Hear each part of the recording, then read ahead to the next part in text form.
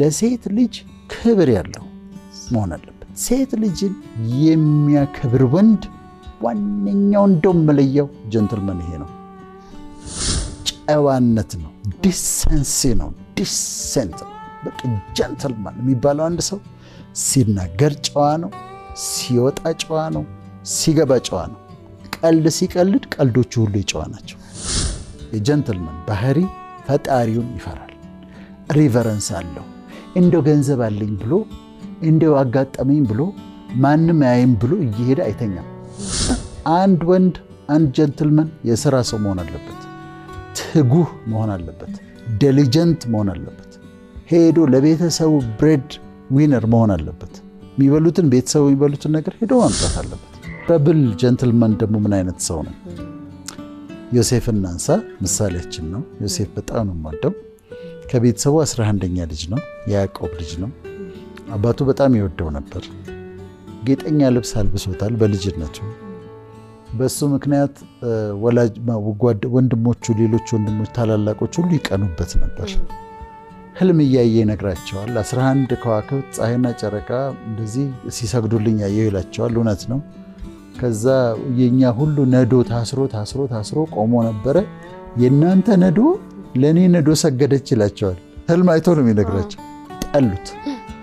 ከዛ ወንድሞቹ፣ የገዛ ወንድሞቹ ጠልተውት አንድ ቀን ሲመጣ እነሱ ከብት እየጠበቁ ሲመጣ ሳይወጣ ህልመኛው መጣ አሉና ያዙትና ጉድጓድ ውስጥ አሉት። ከዛ ለእስማኤላውያን ሸጡት። ዮሴፍ ተሸጠ። በጣም ጨከኑበት።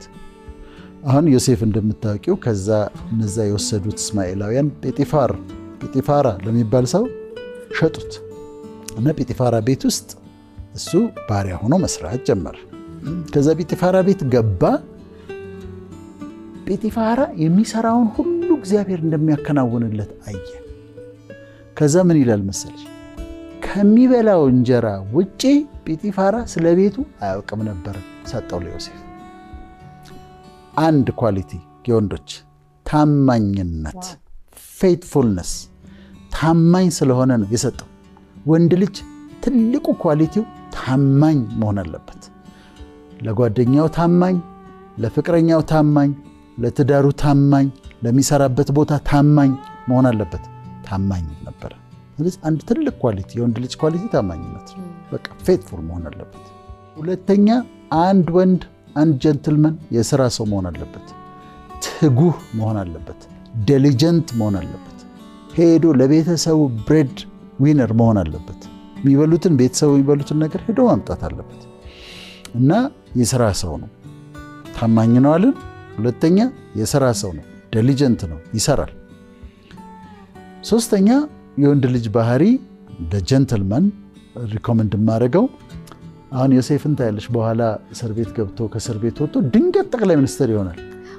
ድንገት ጠቅላይ ሚኒስትር ሲሆን ግን he was ready for the job፣ ለስራው ዝግጁ ነበር። የት ነው የተዘጋጀው? እስር ቤት ውስጥ ተዘጋጅቷል። የሆነ ፕሪፓሬሽን ነበረው። ስለዚህ አንድ ሰው ጀንትልመን የሚባለው ራሱን የሚያሻሽል ለሰልፍ ኢምፕሩቭመንት የሚሰራ ያነባል፣ በእውቀት ራሱን ባለው አቅም ተጣጥሮ ራቁን ራሳስ ያሳድጋል፣ ዶክመንተሪ ያያል፣ ይጠይቃል፣ ያዳምጣል፣ በእውቀት ያድጋል። ይጠቅመኛል ብሎ የሚያስበውን ነገር አዳምጦ ዶክመንተሪ ሆነ መስማት ያለበትን ሰምቶ ራሱን ኢምፕሩቭ የሚያደርግ ኤቭሪ ዴይ ራሱን የሚያሻሽል ሰው እሱ የጀንትልመን። ስለዚህ ምን አየን? ታማኝ ነው አለን፣ የሥራ ሰው ነው ትጉህ አለን፣ ራሱን የሚያሻሽል ነው አለን። እሺ ከዛ አሁን ጲጢፋራ ቤት እየሰራ ዮሴፍ ችግር ተፈጠረ። ችግሩ ምንድን ነው? የጲጢፋራ ያለቃው ሚስት አይኗን ጣለችበት ይላል። አይኗን ጣለችበት። ከዛ ከኔ ጋር ተኛ አለችው። አሁን ቤት ውስጥ ማንም የለም፣ ማንም አያይም። ጲጢፋራ ቤተ መንግስት ነው የሚውለው። ሴትዮዋ ደግሞ በጣም ቆንጆ ነች። ቤታቸው ድረስ ይገባል ዮሴፍ፣ መኝታ ቤት ድረስ ይገባል። ቢፈልግ ጲጢፋራ ሳያውቅ የሆነ ነገር ማድረግ ይችላል። የምትስብ ሰው ነች። ከዛ ምን አላት እሱ? ጌታዬ እኮ ጲጢፋራ አንቺ ሚስቱ ስለሆንሽ ከአንቺ በስተቀር እኮ ሌላውን ነገር ሁሉ እኮ ሰጥቶኛል አለ። ከአንቺ በስተቀር ሌላውን ነገር ሁሉ እንዴት ይሄንን ክፉ ነገር አደርጋለሁኝ አላት። ይችላል እዛ ጋር መተኛት። ደግሞ በእግዚአብሔርስ ፊት እንዲህ አይነት ኃጢአት እንዴት አድርጋለሁ አለ። አራተኛው የጀንትልመን ባህሪ ፈጣሪውን ይፈራል። ሪቨረንስ አለው። እንደው ገንዘብ አለኝ ብሎ እንደው አጋጠመኝ ብሎ ማንም አያይም ብሎ እየሄደ አይተኛም፣ አያደርግም እንደዛ። ምክንያቱም አምላኩን ስለሚፈራ ማለት ነው። አሁን ዋናው ኦኬዥን ተፈጠረ። ምን ሆነ? ንጉሱ ፈርዖን ህልም አየ። በጣም ከባድ ህልም ነው ያየው። መጀመሪያ 7 ወፋፍራም ላሞች ወጡ ከውሃ ውስጥ። ከዛ ቀጥሎ ሌሎች 7 በጣም የከሱ ላሞች ወጡ። የከሱት ላሞች ወፋፍራሞቹን ላሞች ዋጧቸው። ይሄንን ያየው። ከዛ ደግሞ እንደገና ሁለተኛ ደግሞ እሸቶች በእሸቶች ያን ነው አይተው። መጀመሪያ የዳበሩ ያማረ ወጡ፣ ከዛ በኋላ የከሱት ወጡ፣ ከዛ ዋጧቸው። ይሄን አየና ህልም የሚተረጉም ብሎ ጠቢባን ቢጠሩ ምሁራን ቢጠሩ የሚተረጉም ጠፉ። እስር ቤት ከዮሴፍ ጋር ታስሮ የነበረ ጠጅ አሳላፊ አሁን አስታወሰ። ጌታዬ አንድ ሰው አለ እስር ቤት ውስጥ ዮሴፍ ይባላል፣ ህልማችንን ይተረጉምልን ነበረ፣ ለእኔ ወደዚህ ቦታ እንደመለስ ተርጉሞልኝ ሆኗል፣ ስለዚህ እሱ ይጠራ ብሎ ሪኮመንድ አደረገው። ጥሩት አለ። ፈርዖን የተረሳውን ሰው እስር ቤት ነው፣ ባላጠፋው ነገር ነው የታሰረው። ዮሴፍ ተጠራ፣ ፀጉሩን አስተካከሉ፣ ልብሱን ቀየሩ፣ ምናምን ወሰዱና በንጉሥ ፊት አቆሙት። አሁን ካራክተሩን ልናይ ነው። ንጉሱ ህልም እንደሰማ እንደተረጎምኩ ሰምቻለሁ አለው።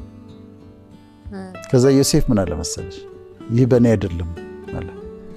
ይህ በእኔ አይደለም፣ እግዚአብሔር ግን ለፈርዖን ይመልስለታል አለ። እዚህ ጋር መናገር ፈልገው መሰለሽ? ጉረኛ አይደለም። ይህ ዝም ብሎ ጉረኛ መሆን፣ ዝም ብሎ ጉራ መንዛት የጀንትልማን ባህሪ አይደለም። ለወንድሞቼ የምነግራቸው ዝም ብሎ በቃ እኔ እንደዚህ ሆኜ 7 ኮንቴነር አስጭኜ ከዛ እንደዚህ አድርጌ ከዛ ምናምን፣ ይሄ የጀንትልማን ባህሪ አይደለም፣ በእኔ አይደለም ነው ያለው፣ በሱ ነው ያለው። እና ጉራ የጀንትልማን ባህሪ አይደለም። ከዛ ዮሴፍ ላይ የምታየው 6ኛው ጨዋነት ነው፣ ዲሰንሲ ነው፣ ዲሰንት ነው። በቃ ጀንትልማን የሚባለው አንድ ሰው ሲናገር ጨዋ ነው፣ ሲወጣ ጨዋ ነው፣ ሲገባ ጨዋ ነው። ቀልድ ሲቀልድ ቀልዶቹ ሁሉ የጨዋ ናቸው። ገብቶሻል? ጨዋነት ነው። ከዛ በኋላ የምታየው ምንድነው? ጠቅላይ ሚኒስትር ሆነ፣ ከንጉሱ ቀጥሎ ተሾመ አይደል? ከዛ በኋላ እሱ ጠቅላይ ሚኒስትር ሆኖ ወንድሞቹ መጡ። እነዛ ጉድጓድ ውስጥ የጣሉት በጣም በጭካኔ ታናሽ ወንድማቸውን ጉድጓድ ውስጥ የጣሉት ለእስማኤላውያን የሸጡት ወንድሞቹን አገኙ። በዛ ሰዓት ጥሎ ማስገረፍ ነው ያለበት፣ ስልጣን አለው። ተርበው ነው የመጡት፣ እህል ጠፍቶ ነው በዛ ሀገራቸው የመጡት። ማሰር ይችል ነበር፣ ትንሽ መቅጣት ይችል ነበር፣ አላደረገውም። ወንድ ልጅ ምን አይነት መሰለች? ጀንትልማን የሚባለው 7ኛ ነጥባችን ራሱን የሚገዛ ሰልፍ ኮንትሮል ያለው ግልፍተኛ ያልሆነ በነገር በተነሳ ቁጥር ሸሚዙን ጠቅልሎ ካልተደባደብኩ ማይል፣ ከኋላ ለምን ክላክስ አረክብኝ ከፊቴ ለምን መንገድ ዘጋህብኝ ብሎ እጅ አውጥቶ የማይሳደብ፣ ወጥቼ ካልተደባደብኩ ማይል፣ እሱ ጀንትልማን ነው። ያ ወንድነት አይደለም፣ ያኛው ጀግንነት አይደለም። ጀንትልማን ግልፍተኛ አይደለም፣ ጠብ ውስጥ አይገባ። ከዛ 8ኛው የጀንትልማን ባህሪ፣ ከዛ ወንድሞቹን ቆየና በላቸው፣ አጠጣቸው፣ እህል ሰጣቸው። 8ኛው ባህሪ ራስ ወዳድ አይደለም፣ ሰልፊሽ አይደለም። ሰልፊሽ አንዳንድ ጊዜ ወንዶች በጣም ሰልፊሽ ይሆናሉ። ከመጠን በላይ ራሳቸውን የሚወዱ ይሆናሉ። በጣም ከባድ ከመጠን በላይ ይሆናል። እና ግን በቃ ለራሱ ችግረኞችን የሚረዳ፣ ድሆችን የሚያስብ፣ ጊዜውን የሚያካፍል፣ ገንዘቡን የሚያካፍል መሆን አለበት። 9ኛ ሀገሩን የሚወድ ቢሆን ጥሩ ነው። አሁን ዮሴፍ እኮ ሊሞት ሲል ምን አላቸው መሰለሽ? አጥንቴን አባቶች የምድር ወስዳችሁ እንድትቀብሩ አላቸው። ዮሴፍ ግብፅ ያን ጊዜ ኖሮ የሀገር ወዳድነቱ ግን አለ፣ ፔትሪዮቲዝም ይባላል። ኢቭን በስቃይ ነበር የወጣው፣ በስቃይ ነው የወጣው። መጥፎ ኢሜጅ ማኖር ይችል ነበር፣ ግን ሀገሩን ይወድ ነበር። ልክ ነሽ፣ መጥፎ ኢሜጅ ሊኖር ይችል ነበር። ተገፍቼ ወጥቼ እንደዚህ አድርገውኝ እነሱማ ምናምን ማለት ይችል ነበር። እሱ ግን እዚህ መቃብሬን ሀገሬ ላይ ያድርጋል። ሀገሬ ለእኔ ምን ታደርጋለች የሚል ሳይሆን እኔ ለሀገሬ ምን አደርጋለሁ የሚል ጆን ኤፍ ኬኔዲ እንዳለ ይህ ህዝብ ምንድን ነው የሀገር ምናምን የማይል ግን ሀገሩን የሚወድ ህዝቡን የሚያከብር ለሀገሬ ምን ላድርግ የሚል ቢሆን ጥሩ ነው። የመጨረሻው ችን በደንብ ኤምፋሳይዝ አድርጌት እንጨርሳለን። ለሴት ልጅ ክብር ያለው መሆን አለበት። ሴት ልጅን የሚያከብር ወንድ ዋነኛው እንደውም መለያው ጀንትልመን ይሄ ነው። ሴት ልጅን ያከብራል፣ ለሴት ልጅ ይራራል። ሴት ስትናገር ጮኛውም ትሁን ሚስቱም ትሁን ያዳምጣታል። የማዳመጥ ችሎታ አለው። እሱ የራሱን እንዲሆነው ከዛ እንዲያርግ አይደለም የሚለው ያዳምጣል። ጀንትልመን ያዳምጣል። ለወንድሞቼ ነው የምነግራቸው። ከዚሁ ጋር እዚሁ ነጥብ ላይ መኪና ውስጥ ስትገባ በር ይከፍታል። መጥቶ በዚህኛው ሳይድ በር ከፍቶ ያስገባል። ጀንትልመን ሬስቶራንት ከሄዱ ወንበር ጎትቶ ያስቀምጣል። ወንበር ስቦ ያስቀምጣታል። የውጭ ሰውነቷን ብቻ እንደው ይሄኛውን ፓርቲ የውስጥ ውበቷን ማድነቅ ይችላል። ነፍሷን ይወዳል። የውስጥ ማንነቷን ነው የሚወደው፣ አካላቷን አይደለም፣ ግን የውስጥ ማንነቷን ይወዳል። ከዛ ነፃነት ይሰጣታል። እጮኛው ከሆነች ካልፈለገች የሚሄድ መብቷ የተጠበቀ ነው፣ አያስገድዳትም። ነፃነት የሚሰጥ ነው። የሌላ ወንድ የሆነችን ሴት አያይ። አንድ ወንድ ቀለበት ካደረገች ለምሳሌ አይቷት ወዷት እንኳን የጋብቻ ቀለበት ወይም የጮኝነት ቀለበት ካደረገች እዛ ጋር ያቆማል። አለቀ። የሌላ ሰው ነች። አይነካም፣ አይሞክርም።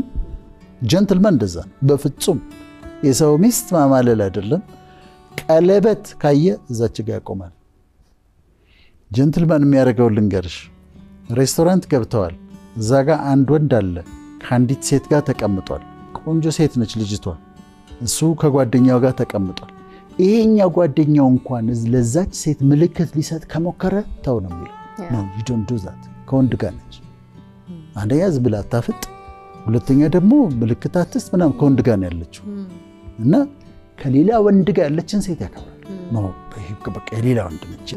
ወንዶችም እኔ honorable gentleman መሆን እፈልጋለሁ፣ ከዚህ ሳምንት ጀምሮ እነዚህን ፕራክቲስ አደርጋለሁ ብለው የሚጎላቸውን ነገር አስተካክለው እነዛ እንዲሆኑ ምኞታችን ነው።